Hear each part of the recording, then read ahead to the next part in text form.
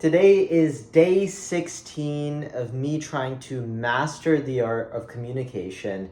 And today I'm going to talk about the fact that I'm not supposed to be here. And what I mean by that is statistically, it is extremely improbable for me to be right here, right now.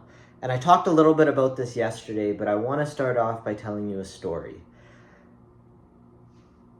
Around, I'd say 30 to 40 years ago, my dad immigrated from Afghanistan over to Canada. And during that time in Afghanistan, it was an extremely rough period of time, and he actually had to get smuggled across the Afghani border into Pakistan, where he was there and got a fake passport. From going to Pakistan, this guy went from Pakistan to, I believe, Nepal, to the Philippines, to Japan, and eventually he was supposed to go to Montreal, and his family ended up in Vancouver. After a number of years, him and my mom got married, they moved over to Toronto, and that's where my family had its roots.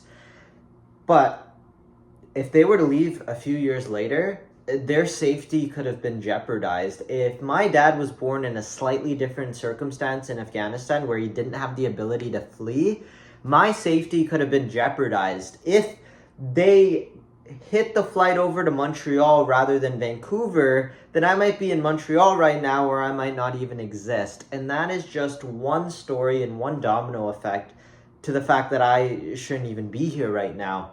And when it comes to laddering that back through generations, I'm sure my dad's parents went through something similar, their parents and their great-grandparents and their great-grandparents, and even so on and so forth.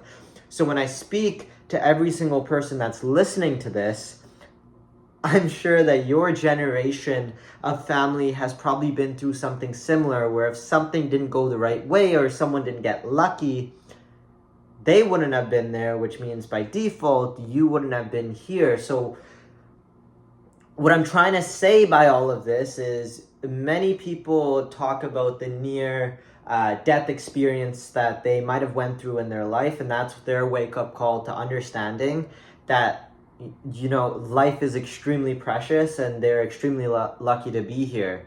Well, for those of you who haven't been through a near-death experience, just know that the statistical improbability of you even being here is essentially that. So once you have that realization, it's easy to understand that no matter what hurdle or barrier is in front of you, if you're just going to look at it from a logical, statistical lens, it's more likely than you even being here today.